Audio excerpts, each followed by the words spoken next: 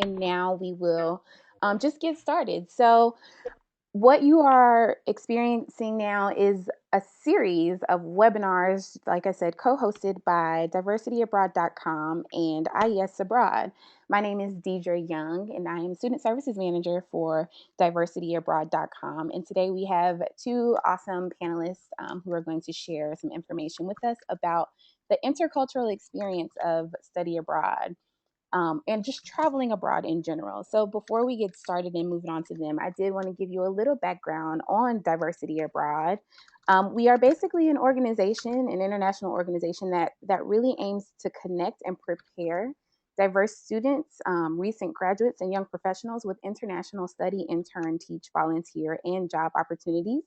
And we are really aimed at just helping students of all types of cultures, of all backgrounds, of all experience, really connect with international opportunities. So that's part of the reason why we have teamed up with IES Abroad to really just provide yet another resource to prepare. And if you weren't able to experience the first webinar we did on international internships, that can actually be found on the Diversity Abroad YouTube channel. So now let's get on with the show. We have Gretchen Cook Anderson, who is the Director of Diversity Advertising and Recruiting at IES Abroad. She's going to share lots of information, strategies, tips on the intercultural experience of study abroad. And we also have a study abroad alumni with us who's going to share her perspective on what that intercultural experience was like when she studied abroad in the Dominican Republic. And her name is Ashley Mills. So right now, I will just turn it over to Gretchen, and I will let everyone know that there is question and answer time at the end. So you can type your questions into the control panel.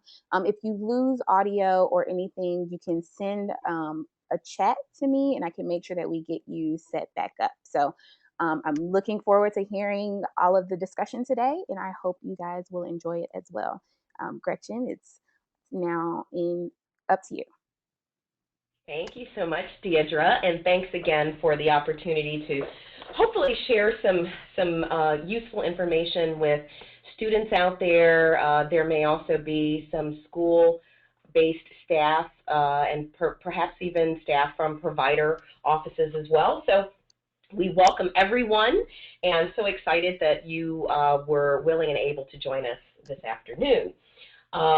Just a little bit about me, just so that you have some context for my role today in presenting, and of course Ashley will join us a little bit later. My name is Gretchen Cook Anderson, as Deidre mentioned, and I'm the Director of Diversity Recruiting and Advising at IES Abroad. And I happen to also be an alum of IES Abroad's programs and had the wonderful opportunity to study for a full academic year in Nagoya, Japan, many years ago, as you can probably see from the slide, but it seems like it was yesterday, I tell you. And so I not only have had the experience as a student of diverse background, going abroad, in my case, for the very first time during that experience as an undergraduate, but now I have this wonderful opportunity and honor, really, privilege that I consider it, to now reach out and target the very same students who were pretty much like myself at that time. And so it's really a wonderful experience and opportunity to do so. So just, again, a little bit more information about me. I was an undergraduate at Spelman College during my time when I studied abroad in Japan, and I was Spelman's first student to actually study abroad in Japan, which was wonderful. But there have been many other Spelman women who have studied in Japan in the years since. So that it's kind of nice to know that there was it seems like sort of started something there, which was great. And I've had the chance to travel to many countries over the years, as well as to work abroad. And so I've got a little bit of context and experience and information in this area when it comes to culture shock, culture clash. How do we handle the feelings, the emotions, our engagement with others in the host country, as well as our peers in our programs abroad. So how are we dealing with all of that and handling all of it in a way that hopefully we will have a successful and productive experience ultimately. and hopefully not even want to come home. You know, we'll be having such a great time abroad that we might have that feeling that we don't even want to come home. So that's the hope, is that we get to that point from arriving in country, going through this process of culture shock, clashes here and there if necessary, which happens to a lot of folks, including myself, and then how we work those things through. That's really what's important, is how do we work it all out in the end to have a successful experience. So it just so happens that at IES Abroad, I manage over a portfolio of activities that we call the Initiative to Diversify Education Abroad. The acronym is the IDEA. And so under the IDEA, I work to recruit the diversest group of students possible, because of course that's our goal, is to have a very, very diverse group of students as part of our student body, and to continually increase that diversity over time. And I also work on the advising end as well. So if a student happens to have, whether it's confidential or not, issues that they'd like to discuss that are related to diversity, their diversity or that of others, then I'm there for them as an additional resource, in addition to our staff on site in country, as well as our folks in Chicago. So that's just a little bit there about the role that I play. Okay, talk about a cultural divide. I thought that a good way to start this off might actually be to take a look at kind of my own situation several years ago, and kind of what I was up against there. When you talk about a cultural divide, I studied abroad in Japan, and then there's a little information about me in that left-hand column, a little information about Japan in the right-hand column. And so you'll get a sense from just looking at those two columns that there may have been some opportunities for a little bit of clash there. And we'll talk about how I worked some of those things out, how Ashley worked through some issues that she may have had while she was abroad. And we'll try to provide some tips and advice for other students who may encounter similar matters, okay? There we go. Let me see if I can get to this next screen. There we go. Whoops. I think we skipped ahead one too many. Deidre, maybe you can help me. I think I'm not seeing the little arrow. Oh, there they are. The little arrows disappeared at the bottom of the screen. Excuse us, folks. Let me see if we can go backwards, actually. It seems to be going forwards. There we go. Thank you very much. Okay, so now, it's good to know that, or at least I want to share that the photos that you'll see that are sprinkled throughout the presentation are actually real students. They're students who either studied abroad on IES programs or other programs of providers and school-based programs as well. So this young lady, as you can see, she's experienced a little bit of culture clash herself, I think, when she's taken a look at our little friend here off to the left. So, and she's kind of thinking, what on earth? And that's kind of a thought process that a lot of students go through, regardless of their background, whether they be students of diverse background from the context of U.S. society or not. I think we all go through kind of that what on earth kind of questioning once we land on the ground in our host country. Okay. So first, I thought it would be useful, especially for students who are just beginning the process towards study abroad, who may not have done a lot of digging and research about exactly what happens to us when we get abroad, and how we can prepare for some of these things in advance before we leave the United States. So I thought it would be useful to at least make sure that we're do a little bit of defining of culture shock and culture clash. So culture, as you can see, is defined by a set of common characteristics, religious beliefs, social values, language, customs, and social habits, food, art, and music, and so forth. And our culture tends to define how we see the world around us. And so, therefore, it can come into play when we actually leave our home culture and enter another. It can also impact as well how others may perceive us. Culture shock. And of course, there's a little bit of a difference between culture shock and culture clash, and we'll we'll kind of try to distinguish them here. When we study abroad in a culture different from our own, we will experience degrees of culture shock. And really, everybody goes through it in one degree or another, some more so than others.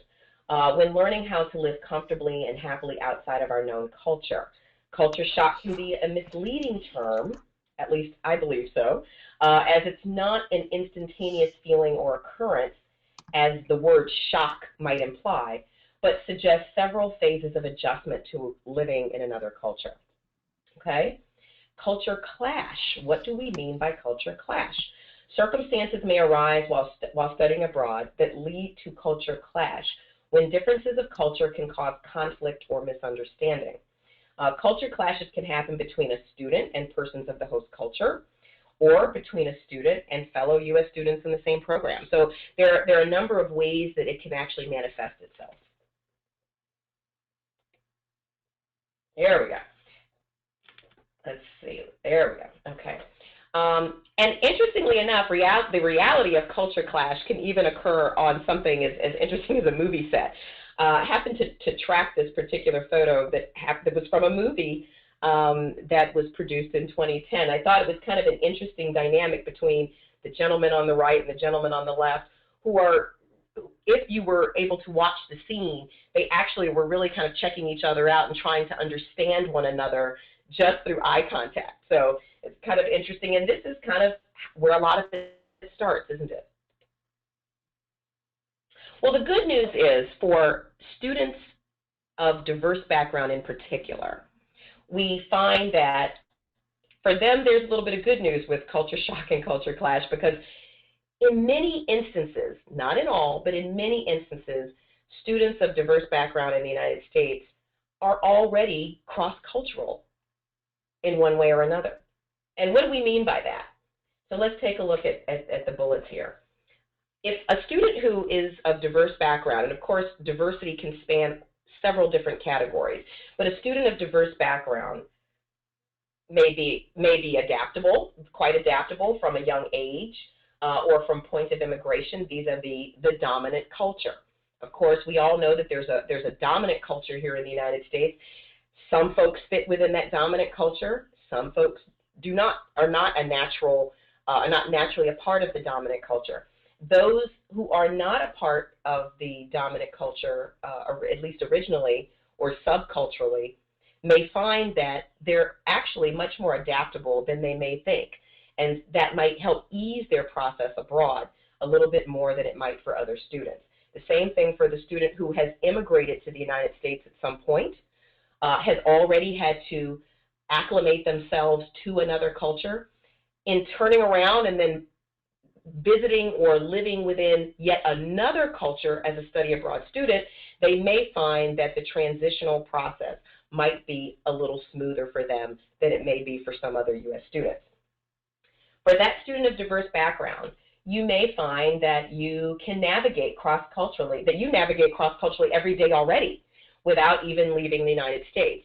Again, depending on who you are and your unique background, you may be diverse based on religion, race, sexual orientation or identity, disability, income, and you may find that there are little ways every day that you navigate cross-culturally, okay? You may already be bilingual or may speak a patois or a variation of English vernacular. This may be something that's just naturally part of who you are and how you've been raised, and therefore making the transition to yet another culture where you're having to adjust to language differences and cultural differences may not be as difficult for you as it might be for some other students. So we're talking about this is the good news for you. You may be sensitive to, or more sensitive, relatively more sensitive to verbal and nonverbal cues that are inherent in culture, and especially in the context of the U.S. dominant culture vis-a-vis your own, okay?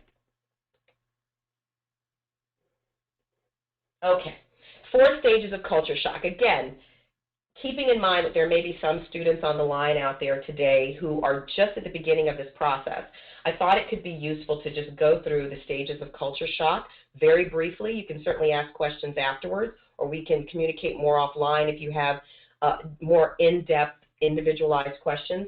But just for the sake of today's discussion, the culture shock, again, is a process. It's several stages of adjustment. It tends to start off with a honeymoon phase where you're really super excited. I kind of call that the whoopee phase, where you're really excited. There's euphoria, there's excitement, there's the newness of getting on that plane and all of the anticipation, you know, landing in your host country, all of the excitement and anticipation that is inherent in that. And then what happens after that? You're the happy person, the happy sunshine there with the sunglasses and the suitcase, and then things can start to change in different ways for different students. And again, I want to emphasize that with everyone being an individual and based on their own unique backgrounds, this phase will happen differently for different students, okay? But then we kind of get into what I call the what the phase, okay? Where you're kind of like, wow, there's some things that are happening that are not what I thought. There are stressors that are introduced into your experience that maybe you had not expected. You may be seeing and experiencing some extremes between your culture and your host culture, and you're trying to figure out how to absorb those things and process them. And just to give a couple of examples, there may be extreme differences between income level. You may be seeing extreme poverty. There may be extreme weather differences, ways of eating, rituals with eating, bathing, rituals with bathing, values when it comes to time. Are people on time in this culture versus your culture? I mean, there are a lot of different ways that this can manifest itself. And, you know, and during that period, there's a lot of questions that come into play. And then, you know, there are some folks who kind of hit the mat, which is kind of the way I put it. And even though the little graphic here says hostility, sometimes it kind of comes out as hostility in the student, but many times not. Oftentimes, it's just a general state of frustration, you know, kind of a hypersensitivity to, you know, what have I done? Why am I here? A little bit of confusion and frustration that is based in your need and desire to want to adapt to this culture, but you're kind of hitting a little bit of a wall at that particular point. But that phase doesn't last.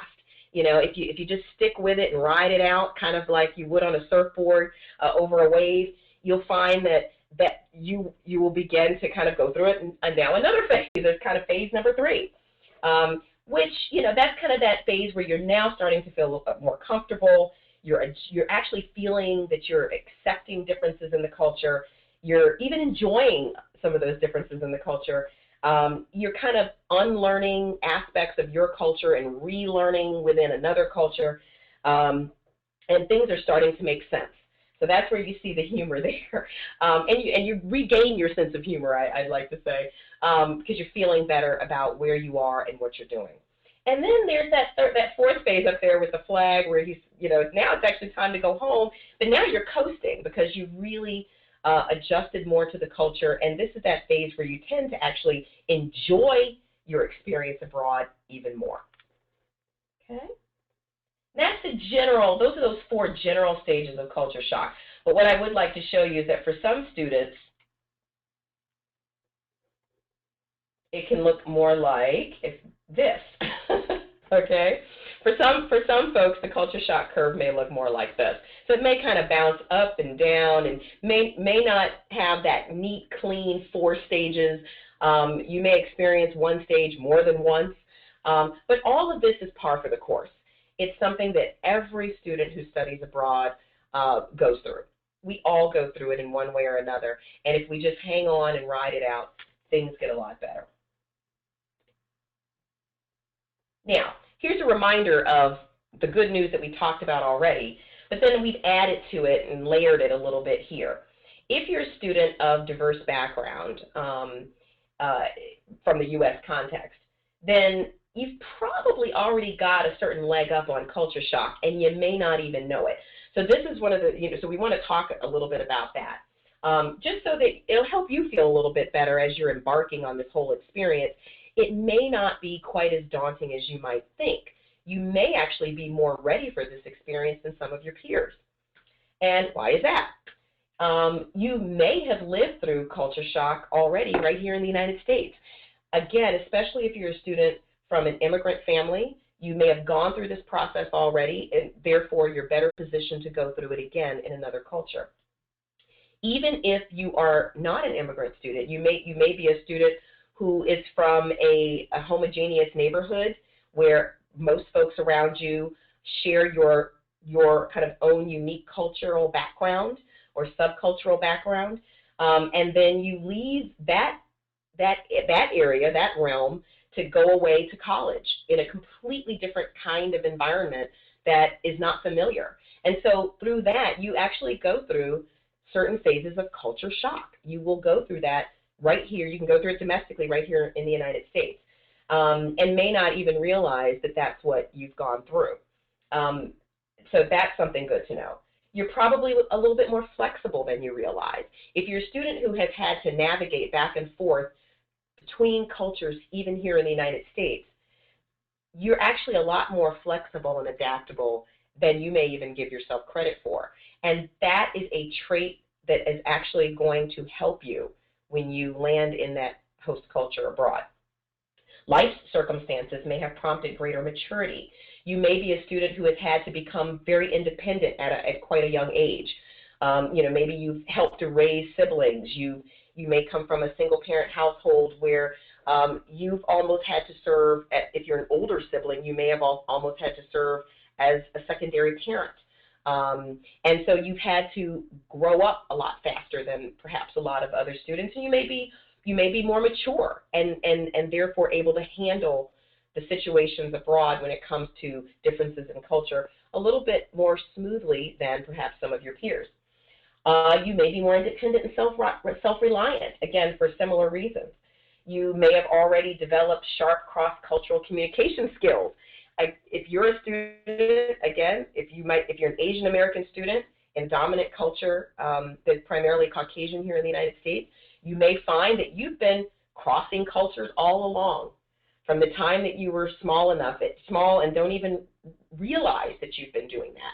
But you will realize it when you're then find yourself in another culture. There's something that will kick in from all of your experiences that you've gone through growing up that will kick in and actually help you. I can say that from personal experience. It certainly happened for me. And I seem to be able to adapt to Japanese culture and differences in culture a lot more smoothly than some of my peers in my program for those similar reasons. You may be more of a problem solver than you give yourself credit for, depending on how you've grown up. If you've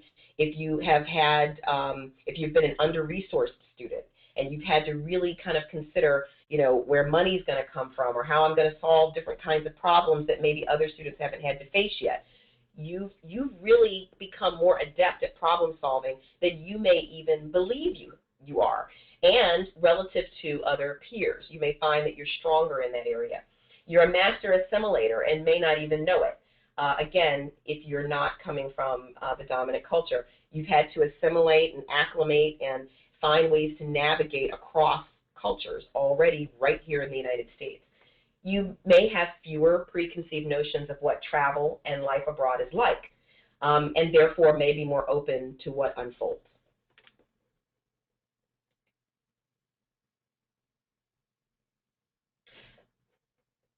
Let's see. Let's get that slide to stabilize there.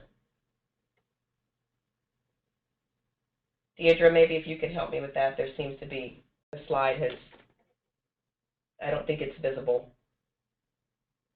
Sorry about that, folks. Thank you. So how do we navigate cultural differences abroad across peers, school, and home? Because you will find that there are aspects of acclimating culturally and working through intercultural issues that are with your peers, within the school environment, and within the home environment. And by home environment, that could be within your homestay family environment, within your university dormitory environment, or if you are housed in apartments, you may be in student apartments. You may be housed with other American students. You may be housed with students who are part of or who are members of the host culture.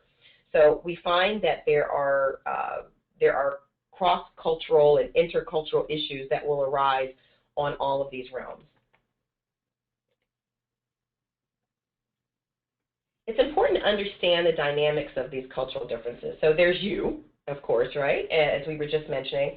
Then there's your fellow U.S. students and the diverse makeup of those students. And of course, depending on where you're studying abroad, what the program itself, the location, the diversity of the students is going to vary.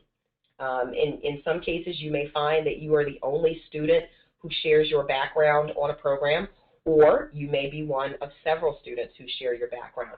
So you will certainly find that out once you get abroad.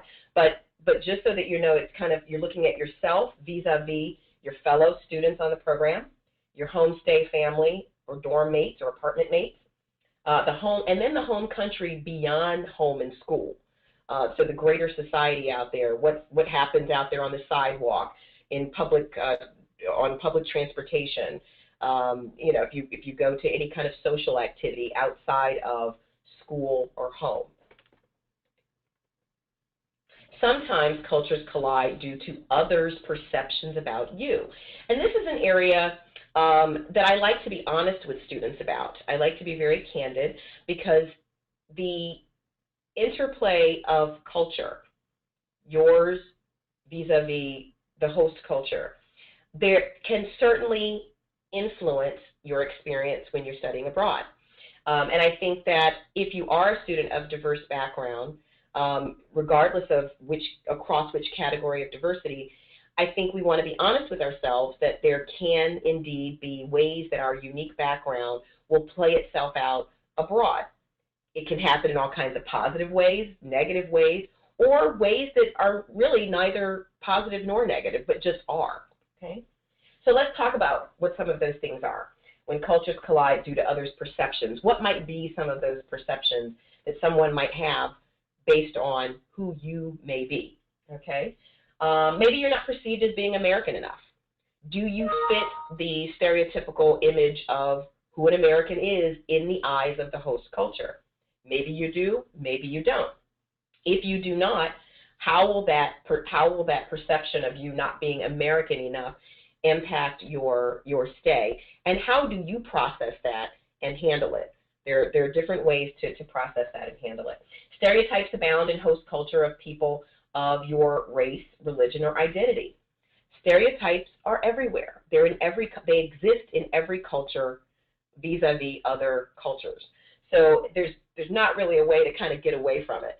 And so I think if we're honest and candid with ourselves, and we really want to prepare ourselves the best way we possibly can for our experience abroad, we want to accept the fact that there may be stereotypes out there about folks who share your background in your host culture. And then you want to think about how you feel about that. How do you feel about that? How do you think you'll process that? How do you think you will adjust to some of those things? Because you can't always change it.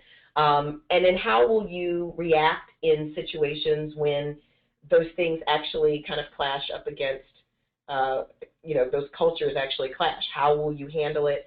How will you process it? If you're expected to be fluent in the language of the people who look like you. So for example, if you happen to be a student of Asian background and you choose to study abroad in China, let's say, but you may not even be of Chinese background. You may be of Korean background, a Filipino background, or from another country in Asia. So Chinese may not even be part of your cultural heritage. But let's say even if it is. If Chinese is part of your cultural heritage, but you yourself do not speak Chinese, you may be third, fourth generation Chinese in the United States, and you don't speak Chinese. So what will be the perception of the folks in China vis-a-vis yourself if you don't actually speak Chinese? What will their expectations be about your language ability, about your knowledge of the Chinese culture? And which leads us to the next bullet. You're expected to understand cultural do's and don'ts because you look like folks who are in the host culture. Your physical appearance resembles that of another race or ethnic group that is not respected in host culture. This can indeed happen with some students. And so, but what's important is how we handle it, how we deal with it, how we process that, and how we come out on top on the other end. The pervasive view in your religiously conservative host country of LGBTQ persons may be not positive. But your own U.S. home campus and hometown are highly accepting. So how do you handle then that dichotomy? You've gone from an environment where, regardless of your background, your identity, your sexual orientation, you are fully accepted and embraced in your environment. But then when you go abroad, you find that maybe persons who share your identity or orientation, it may not be looked upon in the same way. So how do you handle that? These are things that sometimes do happen. They depending on the country a student may choose. Persons with obvious disabilities aren't viewed as important contributors to society and mostly remain a hidden segment. This can, again, be a reality in some countries. I spent a year living and studying in Japan. Japanese society, even to this day, is not as evolved as it is in some other countries when it comes to perceptions of persons with visible disabilities. So how do you not only work to make sure you've got the accommodations you need, but then how do you also handle other people's perceptions in the host country of you? Okay. Let's see if we can get that slide to move. We're having some stubborn slides today, folks. I'm sorry about that. Okay, and it's not all just black and white. We want to honestly explore your feelings about these things, because if we know about some of these things in advance, and I highly encourage students to research the chosen host country and look what are race relations like in that country.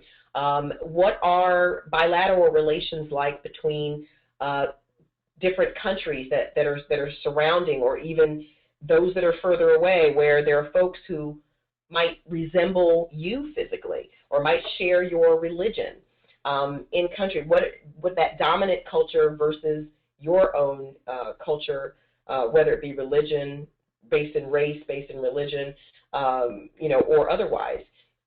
What are those dynamics that are already at play in country, so that you'll know them in advance and be able to and understand what's happening around you, and if there are certain perceptions of persons who share your background, so that you'll understand historically where it comes from, societally where it comes from, what is it based in.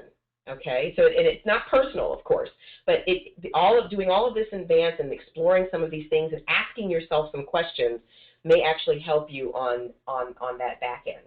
So how might U.S. or world pop culture influence how Americans like me are perceived in my host country? These are questions that I encourage you to ask yourself, and not only ask of yourself, but explore with your peers if you feel comfortable. Also explore with the staff at your schools. If you are, especially if you're whether you're going on a school-based program or a provider program, I would encourage you to explore these kinds of questions with the staff at your school. Bring them up during your pre-departure orientations if you feel comfortable, so that not only you can engage in these questions, but other peers around you who may not otherwise ask those questions, be bold enough to ask those questions, so that these kinds of things can be discussed openly. How has war, conflict, civil strife, vestiges of colonialism, economics, religion, or politics affect how the host country majority view people like me or like you? How do I feel about being an other while in my host country who cannot camouflage my differences? How might I react to probing questions or stereotypes about people who look, sound, or dress like me? How do I feel about being an other who people mistake for being of the host country culture? What if locals have unrealistic expectations about my language ability or knowledge of the culture? So again, probing questions, questions to ask yourself, questions to explore with others. And there we go. Okay, I think we're getting that slide to shift. And here's a few additional questions that, again, I encourage you to ask. More food for thought. Do you have a defensive chip on your shoulder? Now, this is a question that really requires a great deal of honesty and candor with yourself.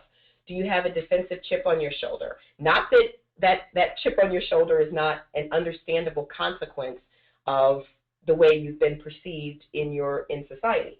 Might your own assumptions of how others will perceive you abroad, in fact, color your interactions and behavior with them? And how do you want, are there things that you want to do to change that, to make sure that you don't allow that chip on your shoulder to influence your interactions and your overall experience while you're abroad? What biases or preconceived opinions might you have of the host culture, might you actually have, and how might they clash with reality and affect your experience? Is my unique cultural background steeped in eye contact, hand gestures, gender roles, views on time, ways of greeting, taboos, and other social markers that are in conflict with my host culture? Again, just things to think about, okay? They might sound real heavy, and in some ways, I must admit that they are. But these are all wonderful things to explore before we study abroad, so that once we land in that host culture, we're better equipped, we're better positioned to actually handle that culture shock, that adjustment phase that we're going to go through. All right, so how do we handle those things? So we've asked ourselves these questions. We've been honest with ourselves about, who we are and how we tend to react to things around us. How, we've thought about how others might perceive us abroad based on history and kind of intercultural context and such. So what do we do about all of that? I call that getting out our cross-cultural toolbox. So not that any of these things are easy to push through or move through or process, but there are certainly ways to get it done. And I think the more that we allow ourselves to explore these issues, the smoother our transition will hopefully be once we're in country. So that cross-cultural toolbox, what's in the toolbox?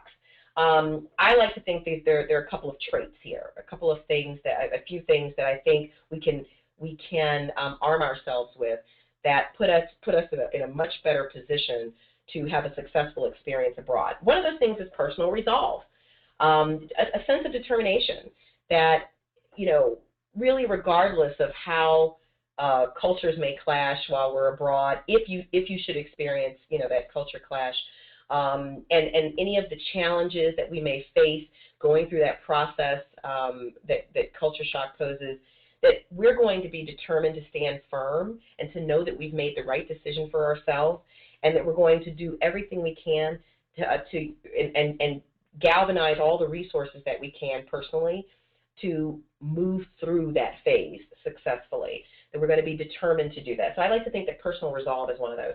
Historical perspective, that goes back to my advice about doing whatever you can to understand the historical perspectives that may be inherent interculturally in your host culture, vis-a-vis who you are, and folks who share your background. So really wanting to dig in, have conversations, do research on the internet, everything from reading books on your Kindle, really trying to explore the historical perspective between racial identity, sexual orientation and identity, disability, persons with disability, all these different realms of diversity, but particularly those that pertain to you yourself. Okay, facts versus stereotype.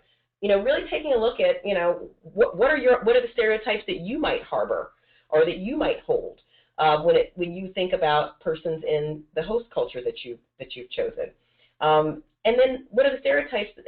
Weigh those up against the facts. Are those stereotypes factual? Are they really fact-based, or are they images that are coming across in the media? From a friend that studied abroad 5 years ago who had a certain experience or had one certain experience, and so we really want to take that stereotype and try to boil it into reality, as opposed to just holding on to stereotypes and allowing them to steer the ship. Where's your teacher's hat? Get your teacher's hat out, whether you've ever taught anything or not. I call it the teacher's hat. That's when, if you find that you encounter instances of culture clash, especially if someone has misperceived something about you. Um, we want to try whenever possible to pull out our teacher's hat and use that as a teachable moment. Talk with that person, have a conversation, help to sway their viewpoint or perception. You know, be the diplomat. Okay, so that's something that I would certainly encourage. Empathy and humanity. Try to put yourself in their shoes. This might be someone who really has had very limited experience with persons who are reflective of you. And that may be where some of the stereotypes may be coming from. They may have had very limited opportunities to engage and interact with someone like yourself. So again, use it as a teachable moment. You know, put your best foot forward and use it as a teachable moment. Positive outlook and attitude. I mean, everything goes better with a positive outlook and attitude. So I think that doesn't need any more explaining. Self-awareness. Be self-aware. Know who you are. What are you able to tolerate? How do you handle situations that can be challenging and difficult? And are there any tools and things that you can use to improve how you handle difficult and challenging situations? Humor. Humor is, to me, is one of the best ways to get through some of the intercultural conflicts and clashes that we may experience while we're abroad. It's just, sometimes we can't take things too seriously. We got to look at it with a sense of humor, if at all possible and feasible under the circumstances.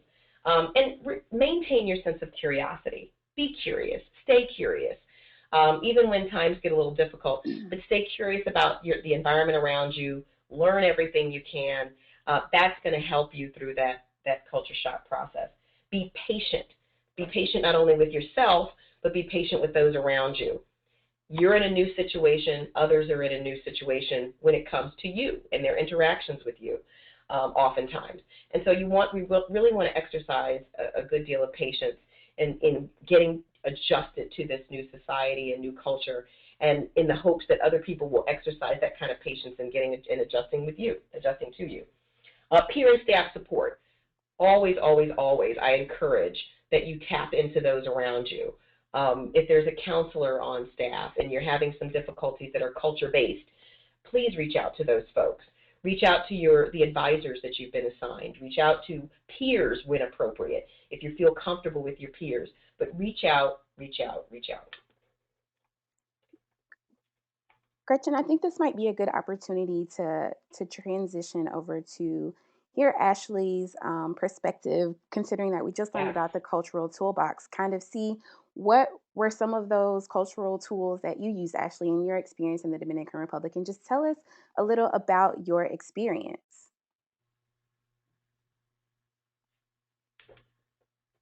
There she is.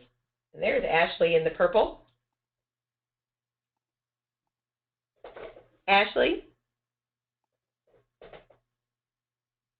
There she is.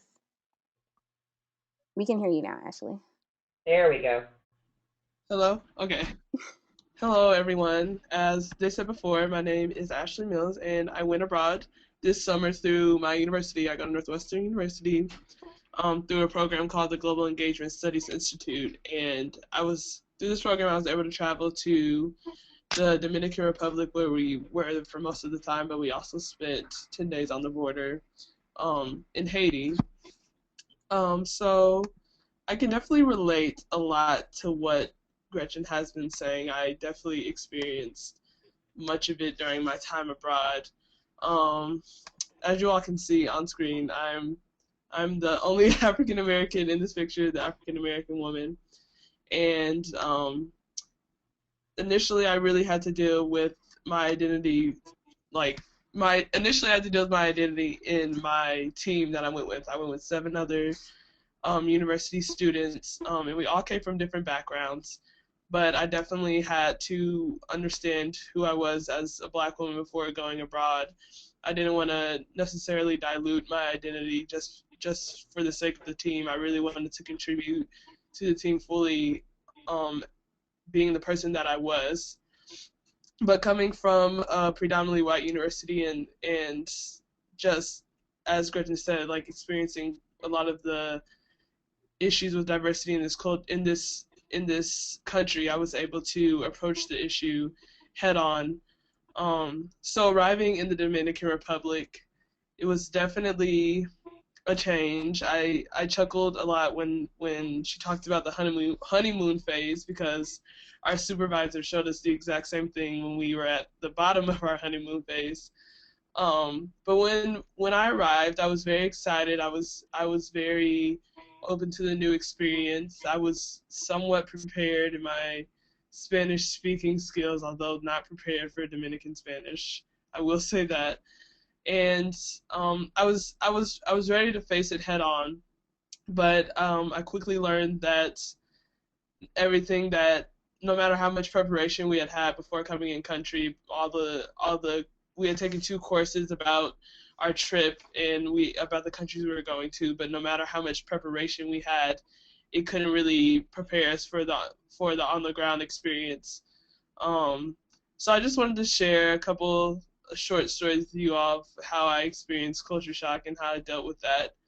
So throughout our time on the island, we stayed with different homestay families. I actually had 4 different homestay families. We traveled a lot. And at my first homestay, um, I I learned that personal space is not really a thing in Dominican culture, and that was something I really had to understand and come to terms with. My family didn't really, whenever I came home for meals, they really wanted me to eat everything they gave me, and their main goal was to please me and make sure I was happy, and I didn't want them to feel any other way. But it definitely got uncomfortable at times when I was giving full plates of of plantains and other things that I wasn't used to eating them in my culture, so it's very difficult for me to assimilate to. But the having the support of my teammates really helped, because we all stayed in the same city, or we were in a rural area than an urban area, so we all were near each other and we saw each other every day, so we really were able to relate on that level and kind of look to each other for support in trying to get through this culture shock that none of us were really prepared for.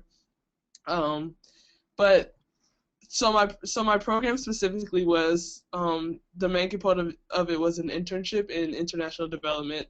So I was working with an organization on the ground that sold different products throughout the Dominican Republic and Haiti, through hiring entrepreneurs, and the entrepreneurs sold these products and kept a certain profit of it, so it created a sustainable job for these citizens. So we spent a lot of our time in the eastern part of the Dominican Republic, and we each got different products that we were working on to develop. So I was working with solar lamps, and everything was going pretty well. We had done a lot of surveying and product testing, first in a city called Vicentillo, and then we went to another city in the east called Los Caneos. And then came then came the hard part. We traveled to the border. We weren't permitted to stay in Haiti under our school, but we stayed on the Dominican side, and then we crossed the border by foot, for the 10 days we were there. And the purpose of this was to really introduce us to our organization's office in Haiti and the work that they were doing on the other side of the island. But I would definitely say this was another time I had to check myself in terms of culture shock, because I had become very used to the Dominican way of life and our work in the Dominican Republic. And coming to Haiti, it seemed like it was a complete 360. I would tell my teammates that I called the Dominican Republic the happy development country, just because, people were always welcoming us and wanted us in their homes and wanted to talk to us and wanted to establish trust with us and like really get to know us. But just because of Haiti's relationship with the Dominican Republic and, like Gretchen said, history of colonialism on both islands, had really shaped their perceptions of both Dominicans and of Americans coming in. So when we got to Haiti, it was very difficult to connect with the community we were in, just because they simply knew we were American, and they had a lot of bad experiences in terms of development with Americans and people not really living up to what they said they were going to do. So that was a moment where we had to really step back and understand our place as Americans on the island. And it really helped us to lean on the support of our supervisors as well. They two of them actually lived in, or they worked constantly in Haiti, and they worked on the border. So they helped us to understand kind of the issues that they were working with on the border and how we could work with them as interns. Um, so I definitely saw it a lot when I was in Haiti, and it was interesting because as an African American woman on the ship, I was often, when I was in the DR, I was often confused for a Dominican and expected to speak Spanish at the same level that they were, and they didn't really understand what it meant for an African American woman to be coming from America. They kind of had a perception of Americans as white or Caucasian, and that's how they expected them to enter into their own spaces. But I constantly had to explain to them that no, I'm black. I am from America. My family is not from Africa, probably a long time ago. Um, and so that was definitely something I constantly had to reiterate. But just tying it all back in, I think that it all really stemmed back to how I identified myself while on the trip. And I think that what's really important in these moments, if you're experiencing culture shock or culture difference or what have you, that you just have to be real with yourself. You have to be able to admit if you're not okay, if you're having troubles understanding something, if you're being mistreated by certain people, because that's how you will really get all out of your experience that you need to. Um, we let our advisors know like how unpleasant the experience was for us in Haiti, and how everything sort of felt rushed and how they were moving us around. And just by being honest with them, they were able to make some adjustments to the program for next year that will hopefully make the experience for those interns better. So yeah, I guess overall I would just stress once again just staying true to yourself, and really like living in the moment. Don't take yourself to a different country, but leave your mind back in America or wherever you may be. You have to be willing to fully invest in the experience, however uncomfortable or strange it might seem at times. Um, because as Gretchen said, once you leave, you're really coasting, and you want to go home, but you really have grown to come to love the country and the people there. And I hope that wherever you all may go, that you're able to understand more who you are and how that will shape your future, and how you are as a global person. Well, thank you, Ashley. That's all I have to say. I'm done. I don't know about the rest of you guys out there, but I thank you, Ashley, so much. What an eloquent set of remarks that I really think reinforced a lot of what we were talking about in the earlier portion of this webinar. And I know that we want to folks to be able to ask some questions. So let's just skip forward here. I think there are some photos I'm going to skip through very, very quickly. And those are actual students, again, who have studied abroad and had a great time. I don't think I've ever had a student say that they regretted studying abroad. So for those of you who are still considering it, and you're also thinking about these intercultural matters, do know that just about every student who actually embarks on study abroad comes back with fond memories that last a lifetime. We're somehow able to work through the challenges and the difficulties and that might be associated with culture to come out a winner on the other end and victorious. And so we really do hope that this will be something that you will indeed take the next steps to do. It will change your life. You see the parting thought there of these students who are in Brazil, were in Brazil last spring. But you'll adapt, You've done it before. Again, if you're a student of diverse background, you've been doing it maybe all your life. And ultimately, you'll love life abroad. Some extra resources beyond some of the content that we've shared today. Today's content really just scratches the surface of, there's a lot out there to learn and explore, lots of questions to ask yourself, the staff at your school, your peers. So continue to explore using these kinds of resources and others.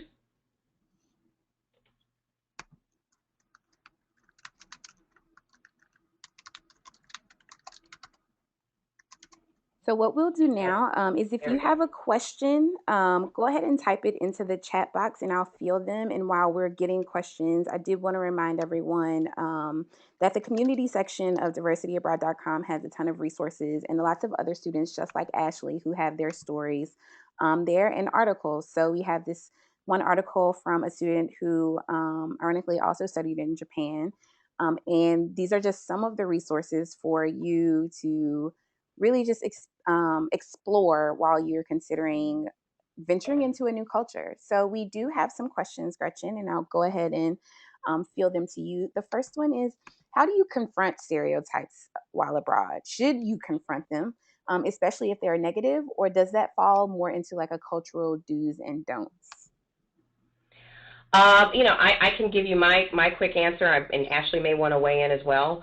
When I studied abroad myself in Japan, because there were so few folks with brown skin in Japan, and based on the stereotypes that already existed about African Americans, there were several instances where it was assumed that I was in Japan not as a student, but as an athlete. Or that I was there as an entertainer who was going to be performing at a local venue somewhere. These are not necessarily, those are not negative things. It's great to be an athlete. It's wonderful to be an entertainer.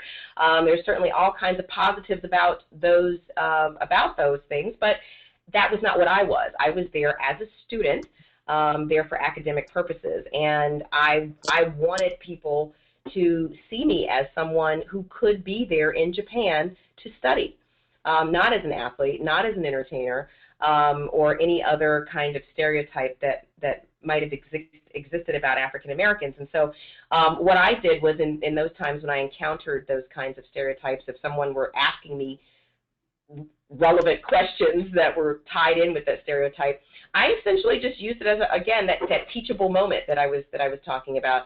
And I would, talk to them about the fact that I was there as a student and that, African Americans were, not a monolithic people, but, we have all kinds of interests and career interests and otherwise, and that I happened to be there as a student, at a college.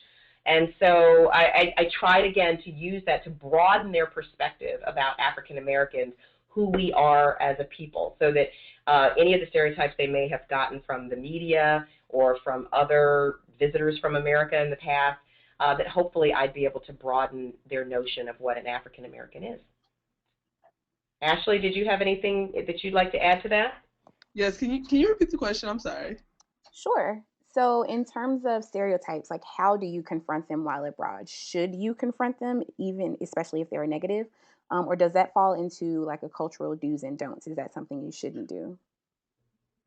Well, for me, it was a much different experience from going to Japan. Obviously, um, as a lot of Dominicans come from African backgrounds, I had to confront it on a different level. Like I said, there were a lot of expectations for me to already know Dominican culture or know Spanish just due to my skin color. But what I will say in dealing with that is that I tried to first really emphasize the fact that there are a variety of people in America and that they're not all just money hungry and trying to take over the world. That there's a spectrum of people in America, and that there's a lot of different approaches to how Americans see international development, and that was a really hard point to stress at times, just because of the relationship that the island has had with America. Um, but I think that I tried to often show that through the work that we did on the ground as interns, and constantly apply things that I learned at school in our pre-departure work to what we were doing as interns, so that we were able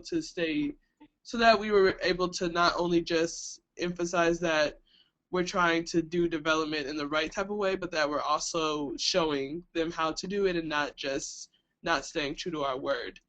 So I would say, yeah, overall, I just tried to emphasize how the wide spectrum of ideas and possibilities there are coming from the United States.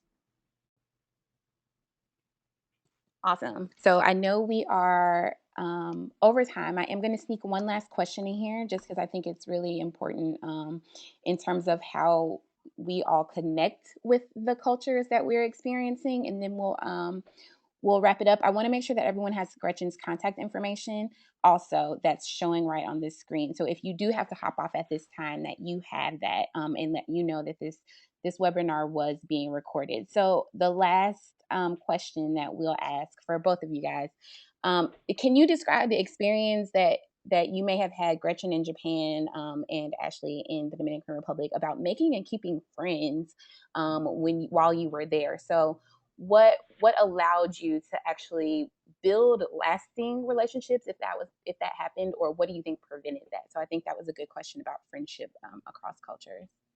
Well, I can certainly say after, it's been 25 years since I studied abroad as an undergraduate, and I've spent a lot of time abroad since then, but as an undergraduate student in a study abroad program, it was 25 years ago. And I'm happy to tell you that I am actually still very close with several of the Japanese friends who I made when I was abroad. You know, we've visited each other back and forth, our homes. They've come to the U.S. I've gone back to Japan to visit them. I continue to stay in touch with my Japanese host family, who I lived with for the entire school year. They're really my second family, and I do believe that it is very possible, regardless of a student's background, to build and sustain friendships across cultures. It is absolutely possible, and it is done every day in small ways and large ways. But I have these wonderful, rich, friendships that are lifelong with folks who I met 25 years ago during a study abroad experience, and I know I'm not the only one. And so that I say that to be encouraging to the students who are considering study abroad, and any staff who are on the phone who are advising students, so that they know that you will make friends, you will bond with folks while you're abroad, but you have to be open. Others have to be open, of course, but you have to be open to the possibility, and you have to be open to differences in culture. Open yourself up. Open yourself wide to those differences in culture. Soak it all in, because it's all going to make you a better person in the end. You're adopting different aspects of another culture into your life will actually, overall, it enriches you in the long term. Yeah, and just to add to that, in the Dominican Republic, there's a term that they use called confianza, which basically means trust in English. And from the beginning, our supervisors really stressed the importance of establishing confianza with our homestay families and the communities that we worked in, and just stressed the importance of relationships first. It's very interesting because I wasn't necessarily abroad to like taking courses. I was actually on an internship. And oftentimes we wanted to really focus on our work and make sure that we were on task with everything we needed to do. But as the trip continued on, and as we moved from place to place, I really started to realize the importance of relationships first, like in any sort of field that you're going into. And there would be times when we were trying to do work and our community leaders didn't want to, or they just wanted to talk. They wanted to know how we were doing. We had a campaign once that turned into a dance party. Like there were several different times where we weren't necessarily on task, but we were building those necessary relationships. And it really helped us in the long run when we were trying to implement our different programs and things, that these communities trusted us and the people that we lived with trust us. And because of that, they were able to welcome whatever sort of program or initiative we were trying to bring in. And in terms of in maintaining those relationships, it has become difficult for me just because of it's hard to call the Dominican Republic or call internationally. But I have stayed in touch with my supervisors, and they give us regular updates about our our work back in the DR, and I friended some people on Facebook, so there's that too. Um, so yeah, there's a number of ways to maintain those relationships after you leave the country, and it's definitely important. Awesome. Well, thank you guys so much for participating in this webinar. Special thanks to you, Gretchen, and to you, Ashley. Like I said, the webinar was recorded, so we'll make sure to send it out to everyone who is here today. If you have any additional questions, you can email them directly to Gretchen, or if you want to send them to me, you can do that as well. And we'll also be sending out a survey that we hope you can respond to in the next day or two, and just give us your feedback and let us know what else you'd like to see. And we hope to see you in the spring when we have the next edition in our webinar series. So from diversityabroad.com and from IES Abroad, we're just really grateful that you guys were here sharing in this discussion with us today. Thank you, everybody. Bon voyage.